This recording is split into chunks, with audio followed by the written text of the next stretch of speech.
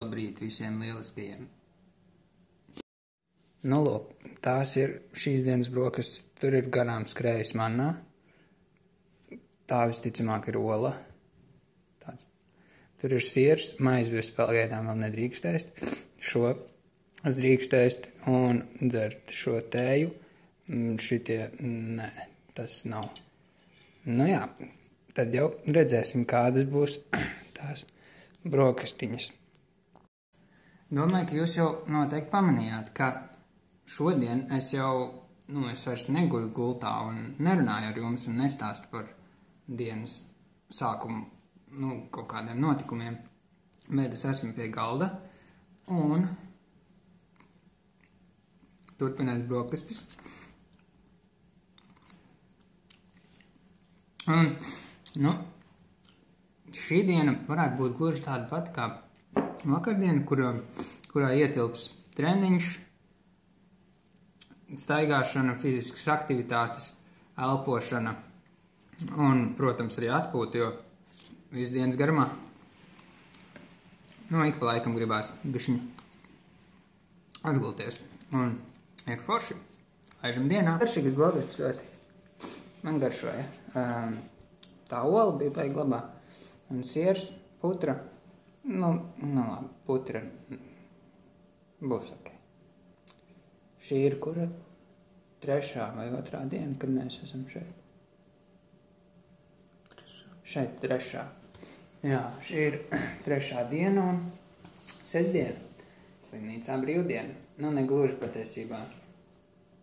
Nepieciešamības gadījumā, jebkurā brīdī var izsaukt dakteri un veikt kaut kādas nepieciešamas, gadījumā kāda ārkārtas situācija. Bet jā, sestdienas rīta slimnīcā nekar ko neatšķirās no pirmdienas vai no kādas citas dienas rītiem, kur pirms 6 no rīta atnāk, paņem analīzes, iedod zāles un pasaka izmēr temperatūru. Un tad var gulēt tālāk, kur vairs tālāk gulēt nav iespējams.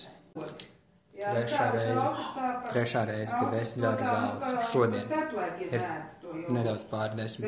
Tas ir nopietni. Kas var būt labāks par siltām pusdienām pēc nesen kā notikuša treniņa? Tāpēc es vienkārši ķeros klāt. Zupa bija garšīga. Viņiem vienkārši sanāk garšīgas zupas. Taču šis saldais, tas baldais krēms, tas ir labs, bet tas ir rūgts. Rūgts tas ten. Ķīsels rūgts. Un es nemaz nepagaršoju to ķīsels, vienkārši ielēju, biju pārliecināts, ka viņš būs.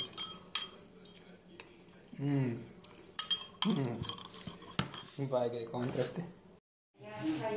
Lietas iet tik labi, ka man, diemžēl, ir jāatvadās no šī te fantastiskā krēsla, kurš man pirmās 2 dienas ļoti palīdzēja. Prieks sadarboties. Ko, draugi? Sestdiena, 2. sestdiena.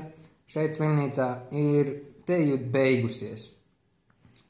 Par cik nedaudz jūtos karsti.